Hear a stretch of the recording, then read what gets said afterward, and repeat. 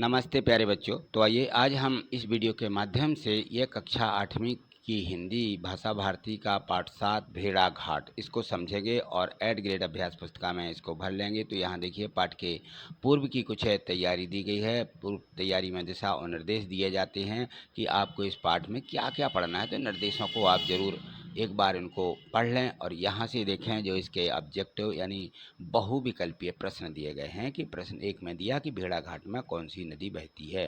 तो भेड़ाघाट से नर्मदा नदी बहती है। कौन सी? नर्मदा नदी। लोक मान्यता के अनुसार भेड़ाघाट में तपस्या करने वाले ऋषि कौन से थे? तो भृगु ऋषि थे। कौन से? भृगु ऋषि। नर्मदा नदी का उद्गम कहाँ से हुआ है? अमरकंटक से। कहाँ से? नर्मदा नदी अमरकंटक से निकलती है। वही वर्तनी वाला, शुद्ध वर्तनी वाला, सही वर्तनी वाला शब्द क्या है? तो यह प्रपात है। क्या? प्रपात। और इसमें सभी यह नर्मदा गलत लिखा हुआ है, रेफ नहीं है इसमें। यह भी पर्वत गलत लिखा, जबलपुर लिखा है, जबलपुर होता है, ठीक है ना। तो इस प्रकार से बर्तनी वाले शब्द सही नहीं है, प्रपात इसमें सही है। यहाँ देखें प्रश्न 5 इसमें है कि इन्होंने जन्म लेते ही भेड़ाघाट देखा है और भेड़ाघाट देखते देखते ही मिट जाएंगे। लेखक ने यह बात किसके बारे में कही है? तो यह बात जो है घास और घास पात के बारे में कही हुई है कि ये तो देखते ही देखते मिट जाते हैं, है ना। घास भी देखते देखते ख़त्म हो जाती है, घास के पात होते हैं, पत्ते सब मिट जाते हैं। नीचे दिए गए यहाँ पे देखें खाली स्थान दिए गए शब्दों से भरना है। ये दिए गए हैं नर्मदा, ताप्ती 800, तपस्वी, सतपुड़ा, घर घर 200 और अरावली, ठीक है। तो इस प्रकार से भरना है। नर्मदा नदी की लंबाई लिखना थी यहाँ, तो 800 मील है। नर्मदा नदी 800 मील लंबी है। जाकर के फिर इसके बाद में जाकर के कहाँ? बंगाल की खाड़ी में गिरती है। यहाँ देखें मध्य प्रदेश की नर्मदा नदी की परिक्रमा की जाती है। तपस्या करने वालों को क्या कहते हैं? तपस्वी कहते हैं। चट्टान के घर्षण से नदी की धार से घर घर स्वर निकलता है। भेड़ाघाट में संगमरमर की क्या है? चट्टान सतपुड़ा पर्वत की हैं। कौन सा पर्वत है? यह सतपुड़ा पहाड़ है, उसकी यह बड़ी बड़ी सफ़ेद रंग की चट्टानें हैं। चलिए 11वां प्रश्न यहाँ से शुरू होता है और ये जो प्रश्न दिए गए हैं इन सभी प्रश्नों को कंप्लीट करना है आपको। ये देखें यहाँ पर है, इसमें दिया गया है कि पाठ के अनुसार संस्कृत कोश में नींबू का उल्लेख करना कौन भूल गया था। तो देखिए संस्कृत में इसमें एक दिग्गज लेखक जो सम्राट विक्रमादित्य की सभा के 9 रत्नों में से एक थे, जो संस्कृत कोश में नींबू का उल्लेख करना भूल गए थे। कौन थे? ये थे विक्रमादित्य की सभा के एक विशेष व्यक्ति। लेखक ने भेड़ाघाट की चट्टानों की तपस्या क्यों कहा है? नदी के जो है पानी में खड़ी विशाल चट्टानें छोटे तृणों के समान सर्दी, गर्मी, बरसात सभी को सह रही हैं, इसलिए इन्हें तपस्वी कहा गया है। दूध धारा क्या है? दूध धारा देखिए, संगमरमर की चट्टानों पर से बहते हुए नर्मदा जल का घर्षण के कारण दूध जैसा दिखाई पड़ना, इसे दूध धारा कहते हैं।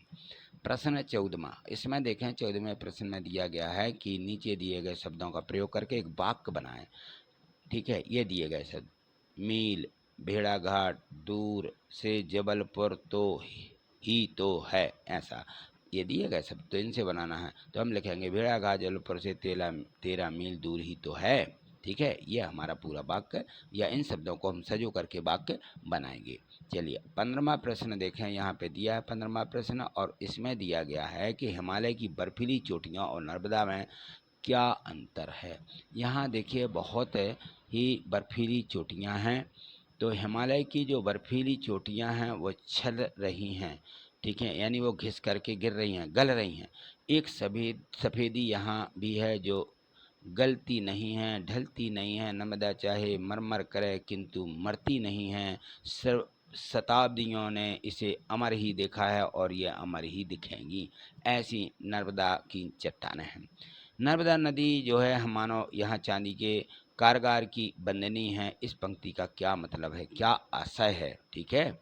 तो इस पंक्ति का आशय है कि भेड़ाघाट पर नर्मदा नदी चांदी जैसी श्वेत संगमरमरी जेल के कारागार के अंदर बंद की गई और किसी बंदनी की भांति है। बिल्कुल ऐसी बह रही है, किसी को ज़्यादा दिखती नहीं है, बहुत गहरी है और बहुत सक्रिय है। इसलिए उसको बिल्कुल जेल के अंदर कारागृह जैसी बताई गई है, जैसा कारागृह होता है वैसा। चलिए आगे देखिए प्रश्न 17वां। लेखक माखनलाल चतुर्वेदी का नर्मदा ममत्व क्यों है? लेखक कहते हैं कि नर्मदा से मेरी ममता होना स्वाभाविक है, क्योंकि मैं पढ़ा तो उसी के किनारे, बड़ा हुआ तो उसी के किनारे, इसलिए माखनलाल चतुर्वेदी का नर्मदा से ममत्व है। ठीक। प्रश्न 18 दिया गया है कि जल तो दूध धाला आए, यह बात किसने कही थी? इस वाक्य को मानक भाषा में लिखिए।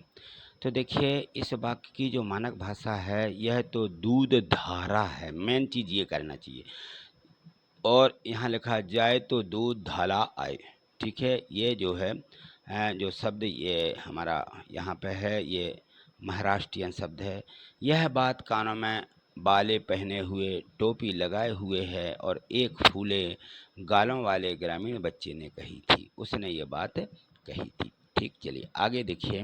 प्रश्न 19वां दिया गया है, इसमें है कि बड़ा छोटों को सिर पर लेकर ही बड़ा होता है। व्यक्ति के जो पंक्ति दी गई इसमें इस आशय को स्पष्ट करते हुए लिखिए कि यह किस संदर्भ में कही गई है। तो देखिए ये जो पंक्ति है इसका आशय यह है कि जिस प्रकार परिवार में छोटे बच्चे अपने बड़ों के सिर पर चढ़ करके उनकी गोद में खेलकर बड़े होते हैं, उसी प्रकार भेड़ाघाट पर संगमरमर की चट्टानों में लहराती हुई हरी घास है, जो भेड़ाघाट का कलंक न होकर के उसकी विशालता की शोभा है। भेड़ाघाट की संगमरमर की इनकी अग्रज और यह घास अनुज है।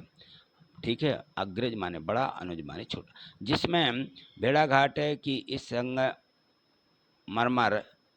संगमरमर लिखिए यहाँ पे, संगमरा बना हुआ है और ये माँ बना लीजिए, संगमरमर पर जन्म लिया है और इसी संगमरमर पर वो अंततः यह अपने जीवन को समाप्त कर देती हैं। ठीक है, इस प्रकार से हमें इसका मतलब लिखना है। प्रश्न 20 दिया कि भेड़ाघाट के अतिरिक्त मध्य प्रदेश के किसी एक धार्मिक और सांस्कृतिक शैली के बारे में लिखिए। जो सील है, सील, सांस्कृतिक सील।